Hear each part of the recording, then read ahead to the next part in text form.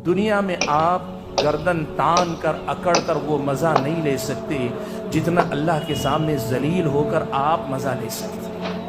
अल्लाह के सामने अपनी पेशानी रगड़ कर, अल्लाह के सामने अपने आप को आजिज बनाकर, अल्लाह के सामने अपने आप को जलील करके आप अपने आप की रूह को जो सुकून दे सकते हैं ना, जो मजा, जो लज्जत अपने नफ्स की नफी वहां करने में है ना, दुनिया की किसी बादशाहत में नहीं। अल्लाह की कसम, किसी बुलंदी में वो मजा नहीं है जो अल्लाह के सामने जाकर अपनी पस्ती के एतराफ करने में है। अल्लाह के बंदे, जिस दिन वो नमाज हमें नसीब होगी ना, उस दिन हमारी रूह के सुकून का तजरबा हमें होगा। उस दिन अल्लाह ताला की कुर्बत का हमें एहसास होगा। उस दिन की नमाज हमारी जिंदगियों को बदलने वाली नमाज बनेगी।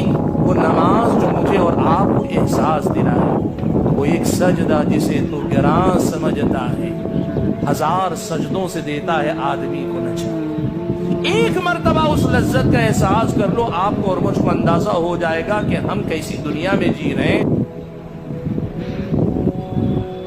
कि भाइयों, इस नमाज में दिल लगने के लिए और इसके सुकून का तजर्बा करने के लिए हम और आपको तीन चीजों पर एक साथ मेहनत करनी होगी, एक के बाद एक के बाद एक के बाद। सबसे पहले इस नमाज में हम मुख्तलिफ अल्फाज अदा करते हैं, तकबीरात, मुख्तलिफ तकबीरात। हम अल्लाहु अकबर इकामत से शुरू कीजिए, तकबीर तहरीमा से नमाज की शुरुआत होती है, सलाम फेरने तक जो कलिमात हम कहते हैं। एक दूसरे नंबर पर इन नमाजों में जो दुआएं हम पढ़ते हैं, दुआएं जो पढ़ते हैं, चाहे वो सना हो इब्तिदा में, या फिर ये कि रुकून की दुआएं हों, सजदे की दुआएं हों, कायदे में बैठकर पढ़ी जाने वाली दुआएं हों, तशहुद की दुआएं हों, ये दुआएं याद करना और दुआएं याद करने के बाद